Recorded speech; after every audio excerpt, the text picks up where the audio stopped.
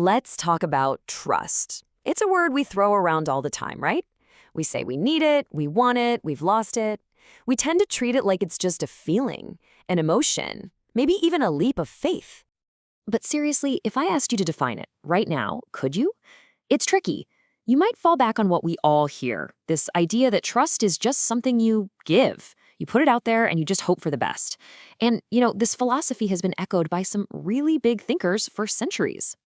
Ernest Hemingway famously put it this way: the best way to find out if you can trust somebody is to trust them. The idea here is that trust is kind of like an experiment, and you have to be the first one to take the risk to see if it's even real. Ralph Waldo Emerson saw it almost as a creative act, writing, "Trust men and they will be true to you. Treat them greatly and they will show themselves great." So the thinking is that you're not just giving trust, you're actually empowering the other person to become trustworthy. And Henry Stimson really drives the point home, saying, the only way you can make a man trustworthy is to trust him. Okay, so the message is crystal clear, right? Give to get it. But what if that's just wrong? What if this whole approach is flawed? What if trust isn't a feeling at all, but something you can actually build like an architect? All right, so let's leave that whole hope and a prayer model behind. To build a better framework, we're going to start with, believe it or not, the dictionary. A clue is hiding in plain sight. Okay, so we see reliability and truth. That all makes sense. But then you also see ability, competence.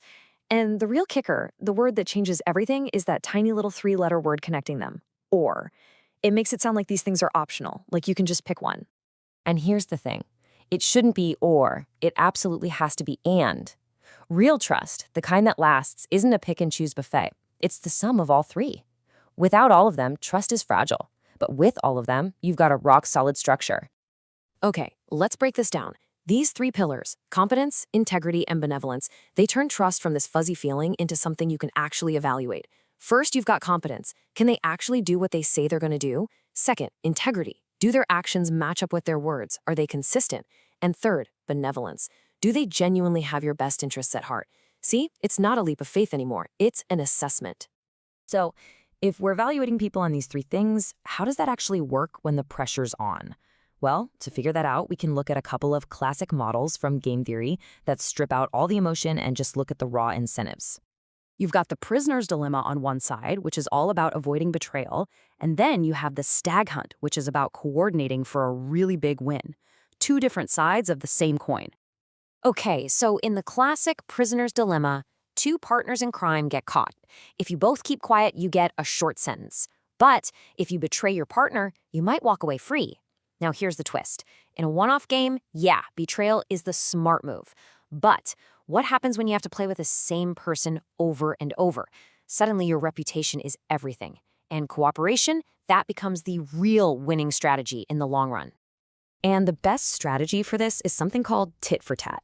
It's so elegant. You start out nice, you never betray first. But if someone betrays you, you retaliate immediately. You're not a pushover, but, and this is key, you're also forgiving. Once they've been punished, you go right back to cooperating. It's predictable, it's fair, and it works. Okay, now let's switch gears to the stag hunt, which is a whole different puzzle. Imagine 2 hunters. You can team up to hunt a stag, a huge win for both of you. Or you could just play it safe, go catch a rabbit on your own. It's a small, guaranteed meal. The catch? To get that stag, you both have to trust each other. If you go for the stag and your partner chases a rabbit, you get absolutely nothing. And Jean-Jacques Rousseau, the guy who came up with this, he put it perfectly. Great rewards require trust. Trust requires the belief that others will pursue the same goal. It's all about that shared ambition. And this is the tragedy of low-trust environments, isn't it? Everyone just rationally settles for rabbits. You can't build anything big, anything ambitious, if everyone around you is always going to pick the safe, small win for themselves. Real progress, that belongs to the stag hunters. So if we want to stop settling for rabbits and start hunting stags, how do we actually build this trust? Well, the research points to 3 main ways to do it, 3 core mechanisms. Think of it like you're building a house. First, you need a solid foundation. That's consistency over time, just small, reliable actions over and over. Then you need the framework. That's skin in the game, making sure everyone's incentives are aligned. And finally, you need a good roof and locks. Those are your structural safeguards, the systems that protect you when things go wrong.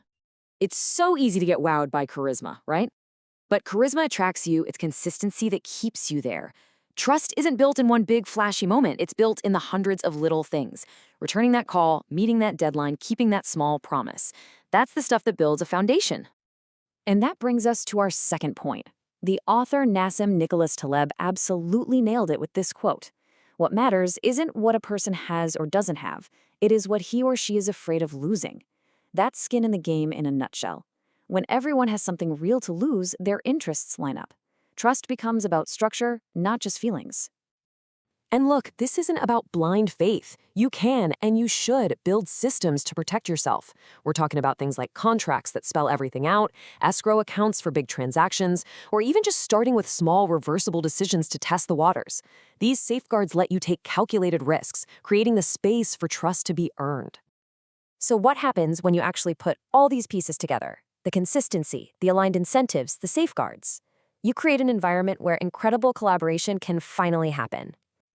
And the name for that environment is psychological safety. You might have heard of it. Google's famous Project Aristotle found that this was the single biggest predictor of their absolute best, highest performing teams. It's that shared belief that it's safe to take a risk with your team. And just to be clear, this isn't about everyone being super nice all the time. It's about building a structure where people feel safe enough to be honest, to innovate, to even fail. It means everyone gets a chance to speak, leaders show they're human too, and mistakes are for learning, not for punishing. It's literally trust by design. So, that's really what it all boils down to. We can stop thinking of trust as some kind of magic we have to hope for and start seeing it for what it really is, an architecture, something you design, something you build, piece by piece. So the real question is, are you leaving trust to chance, or are you ready to start building?